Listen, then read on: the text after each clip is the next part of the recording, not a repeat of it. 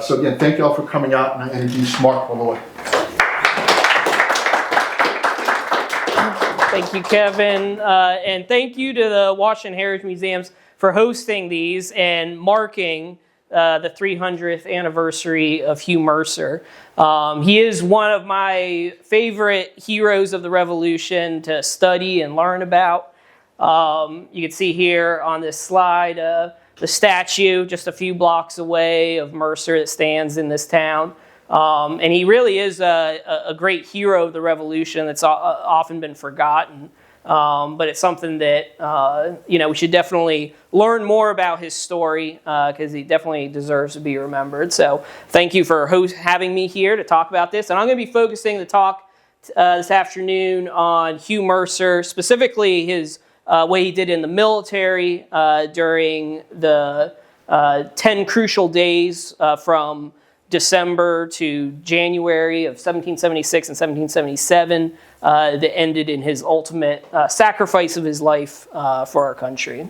But we'll go ahead and just as Kevin mentioned, that I write for a group called Emerging Revolutionary War. And I'll just reiterate, if you haven't heard of us, if you want to check us out, we are very active online. We have a blog where we post articles about various Revolutionary War topics. We're all different public historians that either work for the National Park Service or local historic sites. And as I was just talking about, our real love is taking the history and putting it on a place. And in addition to that, we want to be at as many places as we can for the 250th anniversary cycle. In April, we all went up to Lexington and Concord, and we were actually on the different sites. We actually stayed up all night and followed Paul Revere's entire ride around Massachusetts, which is, we were exhausted by the end of the day, and just to think of what the British and the American troops went through during that time period is pretty amazing. And in that same vein, I already told my wife that, Christmas this year coming up, doing the presents with the kids, but at noon, we're heading up so we can be at Washington's Crossing, so we can be there when Washington crossed the Delaware on Christmas night, 250 years to the time. And I'm also glad you invited me to come this year, because this time next year, I am planning on being up at Princeton on the battlefield the same morning that Mercer and the Americans fought at the Battle of Princeton. But check us out. And I already gave you an overview of our book series. I hope you check those out. In addition to that, we also do battlefield bus tours because you can read about it in a book, but you can actually come with us on battlefield tours. This is us up at Washington's Crossing, and actually was able to go up there with Charles and Mary Wynn, and that was a wonderful experience. You can actually check out our tours. They're very popular. Actually, our one for next year is already sold out. We're going to Saratoga. But definitely you can get in touch with me if you're interested in actually going to any of the battlefields. But so tonight we're going to talk about Hugh Mercer. And like I said, one of the more forgotten heroes of the Revolution. So who was Hugh Mercer? This is one of the only known images we have that was actually done after his death. Likely one of his sons actually posed for this. This is John Trumbull who drew this. So we don't have any from life likenesses of him. But he's originally from Scotland, was born and raised there, studied to be a medical doctor over there in Scotland. And when he was still in Scotland, he was involved in the Jacobite uprising of 1745 and was assistant surgeon to Bonnie Prince Charlie's army, and actually is at the Battle of Culloden. And one of the things about the Battle of Culloden is, the Bonnie Prince Charlie actually wanted to take his army and attack the British forces or the government forces of Britain and do a night march where they would march and surprise the British.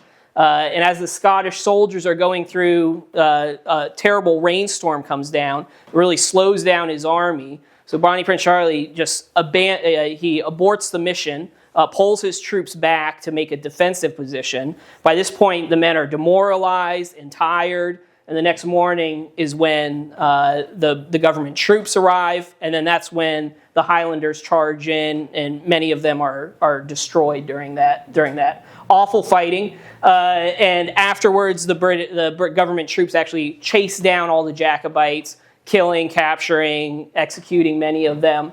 Mercer was able to escape, and he comes across the ocean to America. Originally up into Pennsylvania, where he's then going to get involved in the French and Indian War. And I won't steal all the thunder from that. You all can come back here next week and learn more about his adventures during the French and Indian War. But it is during the French and Indian War where he makes the acquaintance of George Washington. And it's George Washington who really kind of gets him to come down to a little town called Fredericksburg in Virginia, and this would be a good place for him to settle. So he settles here in Fredericksburg, and of course, his life here in Fredericksburg is wonderfully interpreted here by the staff, and tells his story as basically setting up a medical practice here, where, of course, one of his most famous patients is George Washington's own mother. But he becomes very good close friends with George Washington during the pre-Revolutionary War days, actually purchases his boyhood home over at Ferry Farm, becomes a wealthy, well-known person in the town, marries Isabella Gordon, and is going to have 5 children. Which actually, and 2 of his sons were born deaf as well, which you can just imagine how difficult it was in colonial days to be going through life as a deaf person. But when Hugh Mercer leaves to go join in the Revolutionary War Army, he's going to leave behind, like I said, 5 children from the ages of 10, and one of them actually hadn't been born yet, so he's going to be born while he's away, which you can also imagine what it was like for his wife, to have Mercer away while she's taking care of all these children and pregnant and then giving birth while he's away. And as I mentioned, he has apothecary set up here. And I won't take all of Charles's thunder either from his talk, but this is one of his good friends, more than just a good friend, George Whedon, who's also going to become a well-known Revolutionary War hero, and today not as well known, but hopefully we can get more people during the 250th to understand his importance. But Whedon actually marries Isabella's sister. So Whedon and Mercer are brothers-in-law as well. And they're both going to join up and originally with the 3rd Virginia Regiment, which is going to be raised in 1776 when the war breaks out. So this is a scene of some of the men. This is actually up in Maryland, but probably a similar scene here in Fredericksburg. In the spring of 1776, by this point, the fighting had begun up in Massachusetts. Troops are being raised all throughout the colonies. And here in Fredericksburg, many of the men who join up with the local unit is going to be the 3rd Virginia Regiment. And Hugh Mercer and Whedon are going to be commissioned officers of this unit. Mercer is going to quickly move up. He's going to be actually promoted to general. And at that point, he's going to be sent up to join Washington's main army, which by the summer of 1776 had left Boston because they had driven the British out of Boston, and now they were looking to make a defense of New York. So that's where Mercer is headed in the summer of 1776. And the summer of 1776, of course, you all are going to be hearing about it a lot this year for the 250th. It's going to be celebrated as America's birthday, July 4th, 1776, and this is how we often remember it. A bunch of men standing around making a large declaration that we were free from British rule. There, the country was founded. And of course, the reality of it, it was not a fait accompli as we typically view it this way. Certainly, with the British having left Boston, there was an opening there. And at this point, we had been at war with Great Britain for almost a year, or more than a year at that point. And they are going to declare that they were free and independent states at this point. But saying it and putting it on paper was much different when there was an army of tens of thousands of British soldiers coming to capture and possibly execute many of the men who were doing this. And so without the military campaigns, without the military victory in the Revolutionary War, the words on that paper didn't mean anything. So that's why it was so important that Washington and his army try and put up a defense against the British might. And Washington really is, central to the campaigns during this time in 1776 and 1777. He's from Virginia, of course, grew up just over in Stafford County, was well known in Fredericksburg as well. He is going to be nominated Commander-in-Chief of the American forces. He goes up and successfully drives the British out of Boston. But other than that, this painting was done actually just after the Siege of Boston by painter Charles Wilson Peale. And I think it's a great painting because you can kind of see in his face a little trepidation because he knows at that time that although they had driven the British out of Boston, they weren't going to let the colonies go that easily. And they're going to send the largest expeditionary force Great Britain had ever sent anywhere in the world up to that point to North America. So an invasion force of 32,000 British soldiers and sailors comes towards New York City. Now, 32,000, that's almost as big as the largest city in America, Philadelphia, which had almost 40,000. So you can just imagine how large a force this is. To try and stop them, Washington has an army of about 23 or 24,000 continental troops and militia. Most of these men had never seen any action before on a battlefield. But they were going to meet in the summer of 1776 in New York. And like I say, Hugh Mercer sent up there. He's in charge of some troops trying to make sure the British don't try to get into New Jersey. But by the time the British do get to New Jersey, a lot of awful events had occurred. Washington tries to stop them at multiple points at Long Island, at Manhattan, up at White Plains, and every time Washington's army is beat down and they take multiple casualties, and Washington's army is going to be forced to retreat from New York across New Jersey. And at this point, this is a painting of the retreating army. And Washington's army is literally melting away. From the 23 or 24,000 men he had in August of 1776, by December, Washington can only count about 3,000 men left in his army, which really just shows you the amount of battle casualties. Those are guys who were killed or wounded, men who got sick, men who died, men who deserted. That was really the number one thing of people just leaving. There were men's enlistments who signed up for 1 year. As soon as that wound up, they were gone home. So his army is literally melting away, and there's only a small core of guys that's still with him. In fact, Hugh Mercer, many of the men in his flying camp, they end up going home.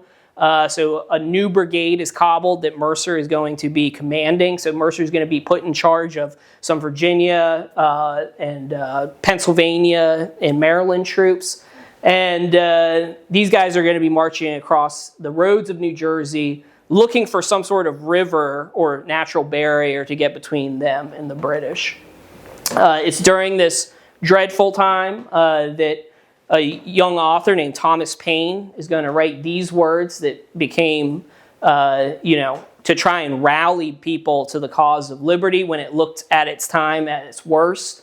The American Crisis, supposedly he's actually with the army at the time. He's actually writing this on the drumhead with a quill and pen that he's then going to get printed in Philadelphia that December. That says, "These are the times that try men's souls. The summer soldier and the sunshine patriot will in this crisis shrink from the service of his country, but he that stands it now deserves the love and thanks of man and woman. Tyranny, like hell, is not easily conquered, yet we have this consolation with us, that the harder the conflict, the more glorious the triumph." And this was his attempt to try and rally people to a cause that at this point looked like it had been, that it was almost over. In fact, this shows you a map showing where the British had taken New York. Throughout November and December, they chased Washington's army. down to the banks of the Delaware River, which you see by this red line. There were no bridges over the Delaware River at that time. So Washington had sent people ahead to gather up every vessel along the Delaware River and get them over to the Pennsylvania side. On early December, his army gets to Trenton, and they cross over the Delaware into Pennsylvania.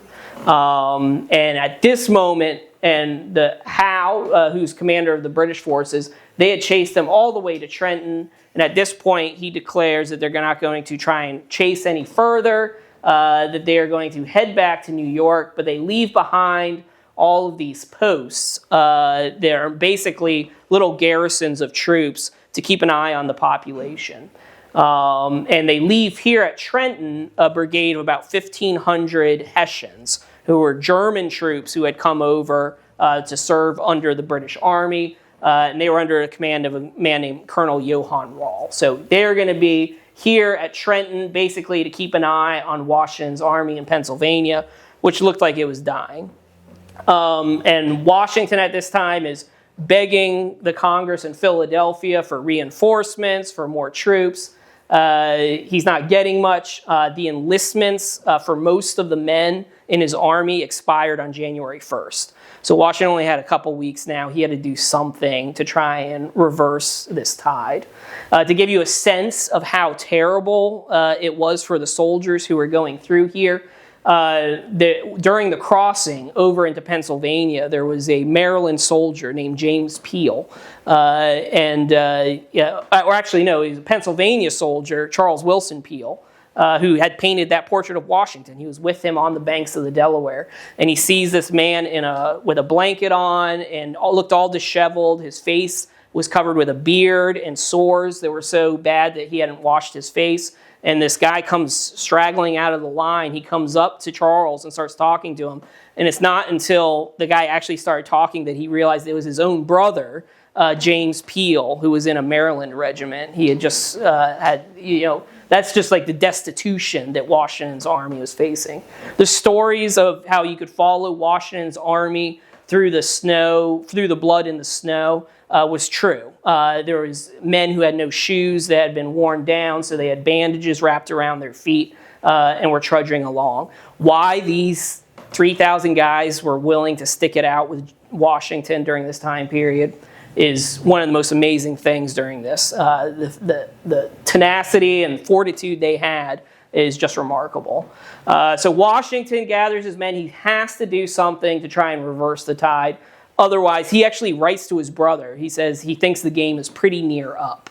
And if Washington's saying that, you can just imagine what a desperate situation is. Philadelphia, the Congress, thought it already was over. So they actually pack their bags and they leave. They go down to Baltimore, and they basically give Washington almost dictator-like powers. They say, you can go ahead, raise an army on your own.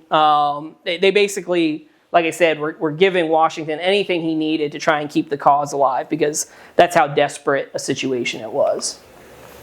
Now, this is a map. Like I said, one of the neat things in the book is that it really takes you to the place where it happened. So this is like a modern map showing the area where Washington's army was. If you go there today, you can actually see this house, Summer Seat, which was Washington's headquarters from December 8th to 14th, 1776. It's in this house where Washington writes those letters saying he thinks the game is pretty near up. And it still stands, which is pretty remarkable. Up where Washington's army, his men are going to be encamped all throughout this area. But there's a really somber place up on the banks of the Delaware River. And this is a bunch of graves of Continental soldiers, of men who died during those few weeks in December of 1776. Most of them are all unknown Continentals that are buried there. But they were from a brigade that had, the 3rd Virginia was actually encamped at part of Sterling's brigade. So you can imagine how many of these men died on the banks of the Delaware. For all they knew, hundreds of miles from their home, for all they knew, they had died for a lost cause. It looked like pretty much everything was over. But that is a site that's maintained by the state of Pennsylvania today. So Washington, like I said, has to do something. So he's reinforced with a few more thousand troops, and at that point he decides he has to make a move. So like I said, here in Trenton, we're about 1,500 Hessian troops. And Washington, who had his men kind of stationed along the Delaware River on the Pennsylvania side, decided he was going to cross the Delaware River and attack and capture the Hessians there in Trenton. Now, Washington came up with kind of a bold plan that would actually have 3 different crossings of the Delaware River. Washington and himself with the main army, with about 2,400 men, would cross up here at McConkey's Ferry. Ewing, with a couple hundred troops, were going to cross right across from Trenton to prevent any sort of escape. And some troops down here on the southern end would cross over the Delaware to prevent them from escaping in this direction. So this was, like I said, a complex plan, but Washington was going to go forward with it because, like I said, he was kind of at the end of his rope here. And so he actually writes, that he tells the commanders it's all to be secret, done in secret. He tells them what the plans are, and the passcode for the crossing of the Delaware was going to be victory or death. Which I think it makes a great book title, and it also really sums up, just the hour of desperation. Something had to be done, and it had to happen now. He sets the time for happening on Christmas night of 1776. So he starts assembling the troops. They're going to cross over at night, and the idea was that they would be in Trenton and hit the Hessians before the sun even came up. So it would be a nighttime raid, and they'd be able to capture them all without, as quickly as possible.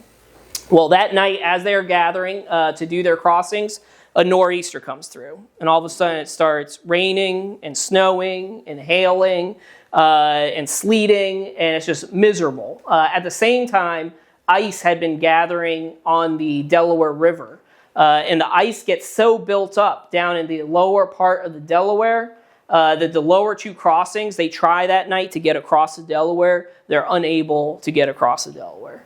Actually may have been a good thing, because if they got over too early, they would have alerted the Hessians. The weather's so bad that the Hessians, who are usually monitoring these crossings, they actually pulled all their guards in closer to the city because they thought the weather was too bad. Nobody would be trying to go across the river. But that's exactly what Washington did. So Washington is going to cross the Delaware River. Now, this is probably one of the most famous images of American history of Washington crossing the Delaware. This was painted about 80 years after the fact by a German artist, Emanuel Leutze. There's numerous historical inaccuracies in this painting. Of course, this shows no snow or sleet or rain. You can see the sun's coming up, but they were doing this all in the middle of the night. You can see the American flag, which of course wasn't adopted until a year later. A lot of people say they wouldn't have been in that small a boat, and you certainly wouldn't be standing up if that was the case. Regardless of all the historical inaccuracies, this painting really does sum up the situation for Washington's small band of men, the wind's beat in their face, gathering together, the unity of the men going across the Delaware. This really sums up the high drama of the moment. And that's why I think it's used so much. And one of the things for a Fredericksburg audience, you can see the man holding the flag there is young 18-year-old James Monroe, who was a lieutenant in the 3rd Virginia Regiment, left his studies at the College of William and Mary to join up and go fight. He was not in the same boat as Washington, but he did cross the Delaware. And among the men who was crossing the Delaware was General Hugh Mercer. So Mercer's brigade is going to be crossing the Delaware. Well, they start at about 6 p.m. to get across the Delaware River. Like I said, all throughout the dark. Washington's goal was that they get all the way over there and then march and attack at night. By about midnight, they were still in the middle of getting everybody across. And Washington sitting on the New Jersey side, watching this agonizingly slow process of getting not just 2,400 men, but horses and 18 pieces of artillery across the river. And it's taking so long, and Washington actually thinks about aborting the entire mission. And you can imagine, as I mentioned earlier with Mercer at Culloden, you can imagine the fear of something similar happening where they would abort this evening mission and disaster would ensue. But Washington wrote Congress afterwards. He says, however, he was determined to push on at all costs. Again, he really didn't have any option. He had to do this because, like I said, most of these guys are going to be going home at the end of the year. So Washington keeps going. They finally get all across by 3 in the morning, which really set them behind schedule. And that meant that they would not be getting into Trenton at night, but they would be getting there in the morning. Washington figured they were just going to have to do it anyways. So this shows you, this is a map from the book as well, showing where they crossed, how they marched down here and divided into 2 divisions and came into Trenton from 2 different directions. Mercer and his men would have been going with General Greene along with Washington himself. Today, the site where Washington crossed is marked, and there are 2 state parks, one on each side. And in the New Jersey State Park, you can actually see portions of the lane that the actual Continental soldiers marched up, which again is really neat to walk into the same footsteps as those men. This shows you kind of a map of what the fighting looked like in Trenton. Unlike the stories you may have heard that they were celebrating Christmas and that all the Hessians were drunk, actually the opposite was true. They were constantly on alarm. Many of them were sleeping in their uniforms with their muskets nearby. So when Washington hit right at 8 a.m. From 2 directions, they immediately formed up in the streets, and fierce fighting happened downtown Trenton. The fighting kind of seesaws back and forth. There's an artillery piece here on King Street, which is fought over. And the Hessians are pushed back into an apple orchard. Rahl, trying to get back into the town, is shot and falls from his horse and is mortally wounded. After about an hour of fighting, the Hessians throw down their weapons and surrender. They had lost about 20 men killed, 80 wounded, and 900 surrendered. The Americans only lost about 4 or 5 men who were wounded, which was amazing. 2 men did die, but they froze to death on the march towards Trenton. But it was a remarkable victory, and it really is going to change the entire course of the war, because all of a sudden, Washington had finally won a battle.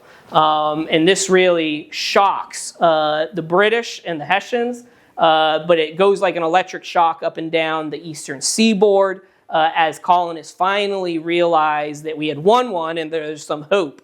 There's actually a Virginia loyalist who says the Patriots are all now liberty mad again. And as men are quickly going to recruiting stations and enlisting to join up with Washington's army. So this was a huge turning point in the entire revolution.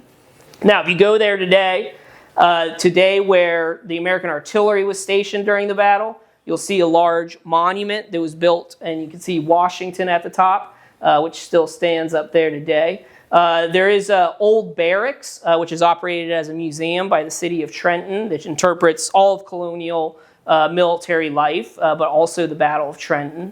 There are numerous plaques and markers throughout the modern city that kind of tell you about the history of the places that were once there. But like I said, some places aren't marked. So this is one little street in Trenton, which was King Street. And this is where, like I said, James Monroe was one of those people who was wounded. Him and another 3rd Virginian, Captain William Washington, charged down and are fighting in this area over a Hessian artillery piece when the Hessians fire on him, and a musket ball actually hits Monroe in the shoulder. Actually severed an artery, and he almost bled out right here. But luckily, a local doctor actually clamped his artery and saved his life. But he actually carries that musket ball in his shoulder for the rest of his life. So the fighting ends at Trenton, and like I said, this is a painting showing, obviously romanticized, showing Rahl mortally wounded, surrendering to Washington. I mentioned Monroe being wounded. You'll actually see him in the back here laying wounded. And here's the other Virginian William Washington. William Washington, that's another talk I can do sometime, is he's actually from Stafford County, and there's no marker or memorial to him actually anywhere in Virginia. So that's something that I'm going to be looking to hopefully get a state historic marker put up for his birthplace. When the British find out what happened at Trenton, they're furious. Howe is going to dispatch this man, Charles Cornwallis, to gather up every redcoat he can, send them down to crush Washington's army. They gather about 8,000 troops, and they immediately start marching towards Trenton. This is the road to Trenton. Washington, now this is January 2nd, 1777. So in that intermarry time period, on New Year's Eve, like I said, the whole army was about to collapse, and many of the men were packing up to leave. Washington was begging them to stay on for just a few more weeks.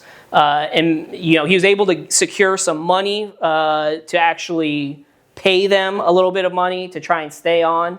But one soldier actually remembered that Washington had them all paraded out, and all the officers were giving speeches trying to get the men to stay on, and nobody would do it. And Washington himself actually rode up. And he didn't typically give speeches, but he rode up in front of the men and said, "My brave fellows, you have done more than I have asked, more than could be reasonably expected, but your country is at stake. Your homes, your wives, your families, all that you hold dear is at stake. And if you will just consent to give on just 6 more weeks, you will provide that service to the cause of liberty, of which you can never do at any other point in our history." And it's this that so moved the men that they started stepping forward and agreed to stay on just a few weeks more. And they would prove to be invaluable in the coming battles. So January 2nd, 1777, by this point, Washington had determined to put up a defensive line along this little creek here. You see the Assunpink Creek, just south of Trenton. Cornwallis's men were coming down. This is around Princeton, New Jersey. They were going to come down and crush Washington's army. Something providential happened, though. On January 2nd, the temperature rose extremely high. It was like 50 or 60 degrees that day.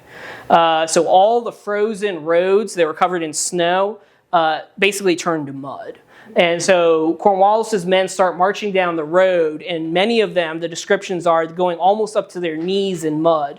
The cannons that they were pushing were getting up to almost their hubs in the mud. So they're trying to push these cannons and men down this road. It's taking a very long time.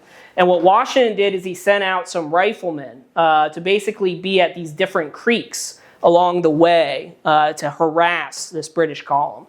Well, when the first British column gets hit, what happens is they have to stop being in a column, go out to line, and then the Americans would fall back, and then the British had to go back into column and then continue down the road.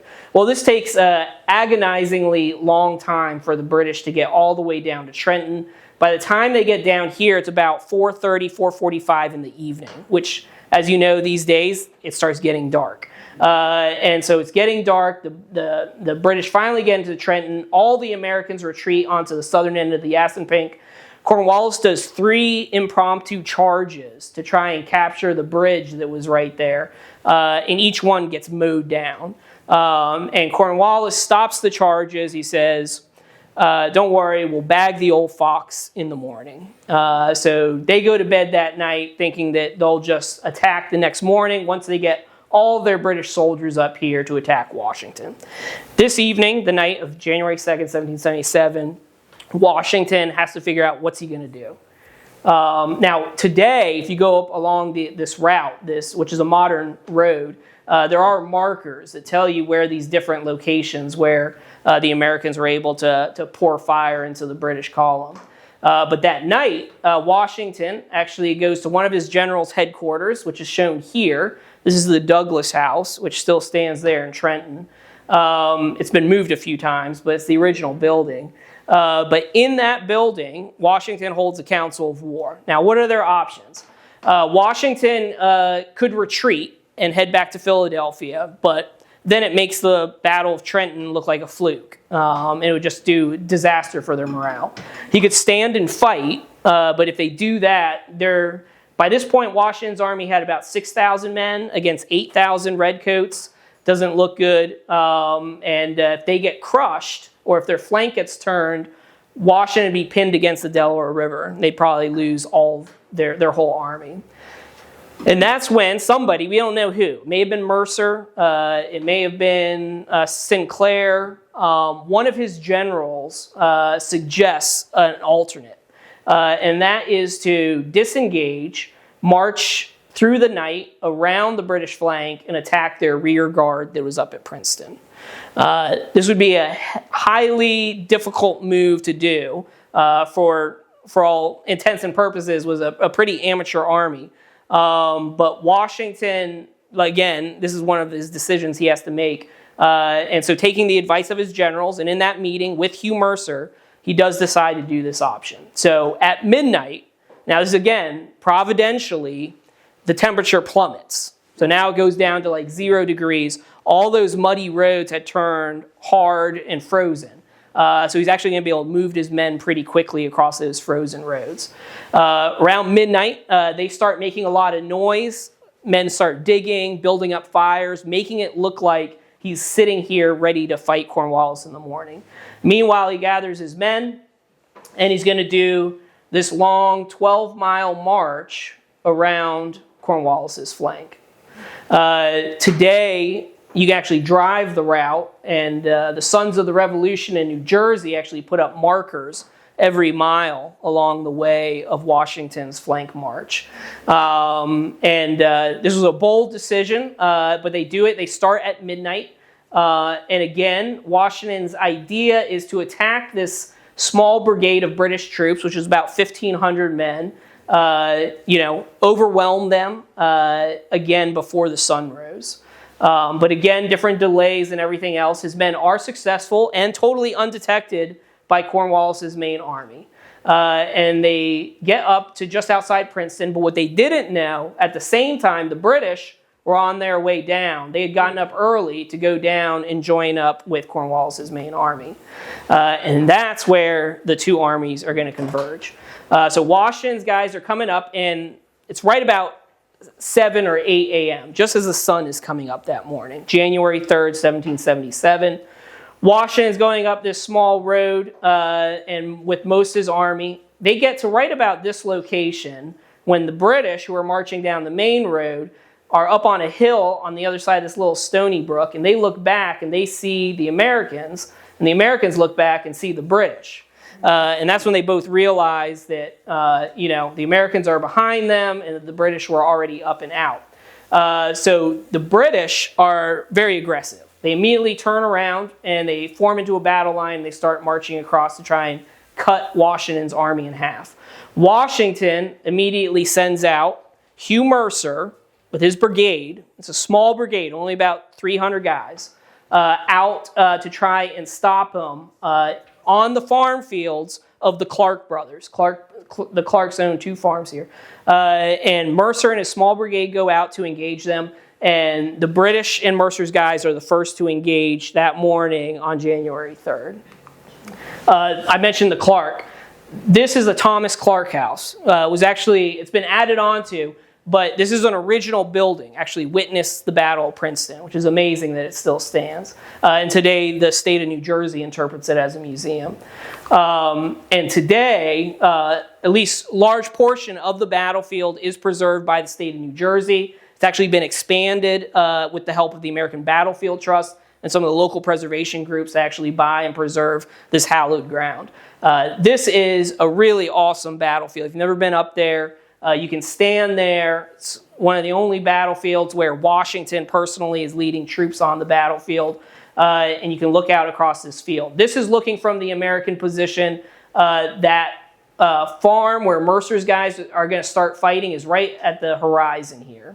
So Mercer's guys, many of them riflemen, many of them don't have bayonets. They start firing into the British. The British exchange fire with them a few times before the British fix bayonets and they charge forward with their bayonets.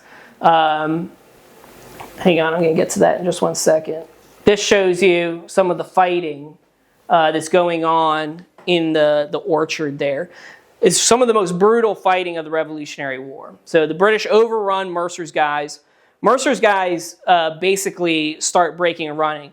Mercer's horse is shot, so Mercer falls to the ground. He actually gets up. He actually tells his men to fall back, so everybody's kind of running on their own. The British are clubbing and bayoneting many of the wounded men on the ground. They actually were told to not give any quarter to the American soldiers. Mercer, actually the British, many of these men are part of the 17th Regiment of Foot. They actually encircle Mercer. They actually think that it's George Washington, and they say, "Surrender, you damned rebel." Mercer says, "I am no rebel." He draws his sword and thrusts at the British soldiers. And at that moment, his sword's knocked from his hand. They club him on the head, and they bayonet him 7 times. And then they leave him for dead. And they continue on.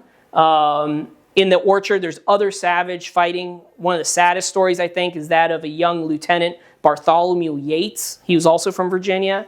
He actually gets shot in the leg. He falls to the ground. He's begging for his life. A British soldier comes up next to him, clubs him on the head, and then loads his musket next to him, aims the musket at his chest, and fires it. And then some other soldiers come up to him, and they bayonet him 13 times. He actually is going to live for a few days after that, but then eventually dies. But it just really shows you how brutal the hand-to-hand combat is going. So Mercer's guys are exceedingly bloodied. They start falling back. As they are falling back, behind Mercer were troops, Philadelphia militia, under the command of John Cadwalader. These guys had never seen battle before, and one of them was Charles Willson Peale, the painter. As they are marching up, and they see Mercer's guys, regulars, coming back to them who are, all sort of bloodied and telling what's going on up in the orchard. Many of the associators start getting skittish, and some of them start breaking towards the rear. And there's all this chaos. And for a moment, it looks like the British are going to be successful. They're going to cut Washington's army in half and destroy his army after these 2 other remarkable victories. And it's at that moment that you see here, it says Mulder's Battery, 2 cannons under Pennsylvania Battery. Mulder, they're going to unlimber right in this location, and they start firing the cannons at the British who are down in this swale. And that holds off the British just for a few minutes, and that's all they needed. And that's when one of the most dramatic moments in the entire Revolutionary War happens. Washington himself rides up into the middle of the fighting, and he's riding up and down in between the lines. He's exclaiming to the men, trying to rally them. He says, "Parade with us, my brave fellows. There's but a handful of the enemy, and we will have them directly." He gathers up as many of the men he can to rally them, to reform them, and march them back up to face the British. And it's at that moment that one of his aides, Colonel John Fitzgerald, who's actually from Alexandria, Virginia, he says he sees Washington ride out in between the American and the British lines. The British get within 30 yards of Washington. Both the British and the Americans all level their muskets. They all fire at the same time. And Colonel Fitzgerald covers his hat because he doesn't want to see Washington cut down in front of him. And when the smoke clears, there's Washington riding completely unscathed. One of the Pennsylvania soldiers say, "I will never forget what I felt on his account at Princeton. When I saw him brave all the dangers of the field, his important life hanging as it were by a single hair with 1,000 deaths flying around him, believe me, I thought not of myself." And his personal courage on the battlefield really inspires his troops. So they fire into the British, and then they charge forward with their bayonets. And like I said, this is one of the only battlefields where Washington actually leads a bayonet charge into the British. And they're actually going to almost encircle them and drive them off the field. And this was an amazing victory for the Americans. Washington actually chases after them, saying, "It's a fine day for a fox chase, my lads." And so Washington drives them off the battlefield. At least these ones down. The last Americans come up to Nassau Hall, which is today Princeton University, and they're going to capture the last of the British soldiers there. Washington doesn't stick around in Princeton for very long. He immediately marches off to Morristown, thus ending the 10 crucial days that saved the American Revolution. And in just these 3 small battles, Washington had completely turned the tide of the Revolution.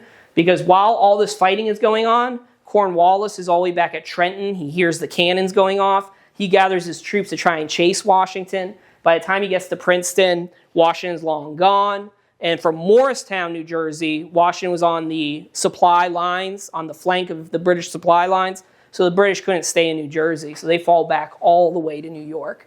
So in this campaign that started in the summer, the British had fought all summer. They had done all of this, but they got completely beaten back all the way to New Jersey, or all the way back to New York, really just because of these small battles. Now, Mercer, like I said, when we left him, he was bayoneted 7 times. Here you can see him laying next to his horse. Behind him, you can see Washington rallying the troops. Mercer is going to be, by legend, he was actually laying underneath a tree that was later called the Mercer Oak. And the soldiers brought him back to the Thomas Clark farm.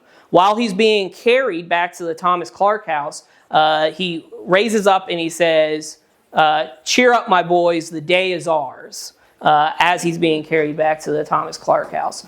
And so he gets into the Thomas Clark house, and here you can see, this is a painting. Well, I'll talk about this in a second.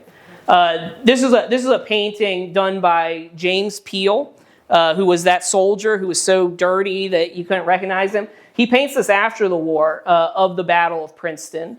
And you can see the Americans fighting here. Here's Washington rallying the troops. And down here, you can see Hugh Mercer next to his horse laying there.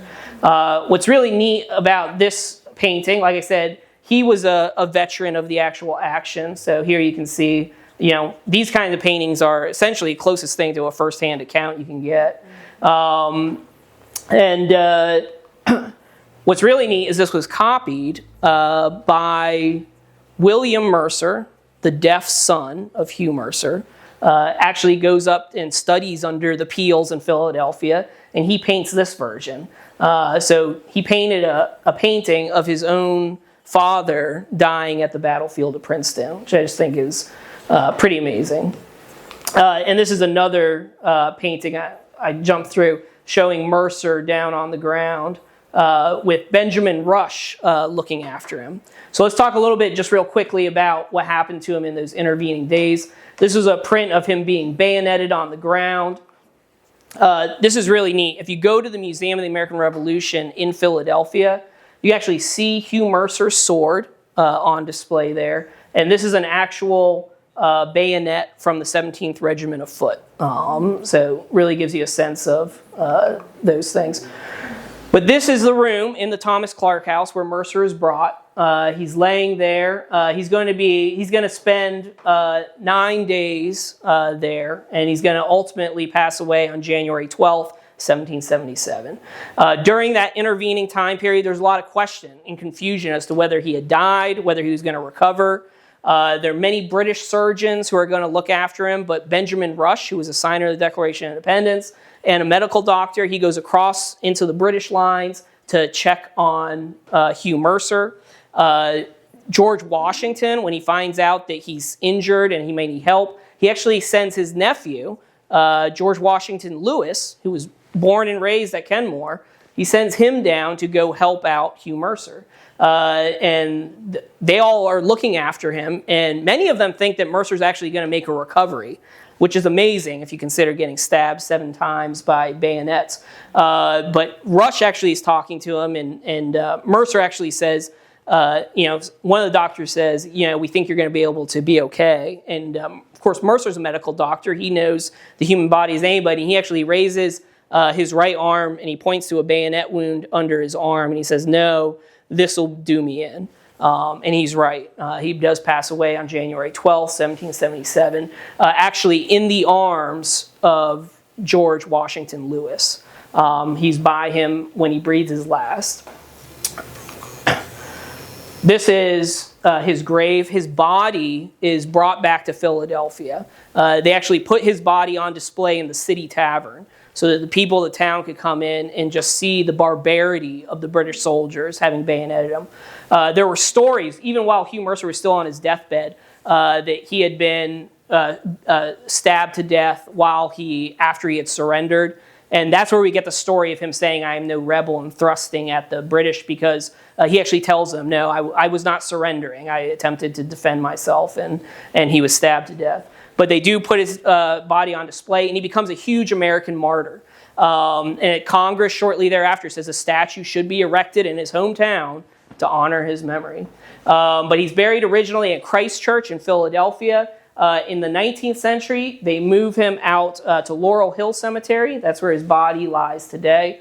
His epitaph reads, "He poured out his lifeblood for a glorious principle." How is Mercer remembered today? They do annual reenactments. If you've never been up to Trenton or Princeton, I highly recommend you go during their celebration time between Christmas and January 3rd. They do reenactments of the battles. You can actually see me right here reenacting with the troops. And like I said, I hope to be participating in the ones next year. They're going to be very big for the 250th anniversary. So hope you get a chance to get up there. He's remembered here in his hometown by this wonderful statue, which shows that moment of Mercer being surrounded by British bayonets, saying, "I am no rebel." And although Congress said they should do it immediately, it took like over 100 years for them to finally build it. But it is a beautiful piece of artwork here in the city of Fredericksburg. Just up on Marie's Heights, in the family cemetery, you'll actually see the grave of George Washington Lewis. Like I said, he was there with him when he breathed his last. I'm not going to steal your thunder from your talk, but you can only imagine the heartache of the family when the wife and the 5 children all find out that Hugh Mercer was not coming home, and the uncertainty at that time. And so you can learn more when you come to Charles's talk in a few weeks, but George Whedon is going to take them in to his home there at the Century Box. And like I said, in addition to, his name is on schools, streets. The whole county around Princeton was renamed Mercer County. Actually, my second-born son, his middle name is Mercer, in honor of Hugh Mercer. And so there's all sorts of efforts to memorialize and commemorate this man, but it's really his family that I think you really see his level of service and duty to his country. These are some of his descendants. His grandson, Hugh Whedon Mercer, who fights in the Confederate Army. These 2 men, this is actually Waller Tazewell Patton, because his daughter actually marries into the Patton family. He falls at Pickett's charge during the Battle of Gettysburg. George S. Patton is killed at the Third Battle of Winchester. And these are both great-grandsons of Hugh Mercer. And of course, it's this George S. Patton, his grandson, is the famous World War II general. So you have a direct connection from Hugh Mercer to George S. Patton, which is, in my opinion, really shows the how he's been remembered throughout the years. But like I said, here in Fredericksburg, we really should remember him as one of our greatest Revolutionary War patriots. So thank you very much, and I hope that we all remember Hugh Mercer.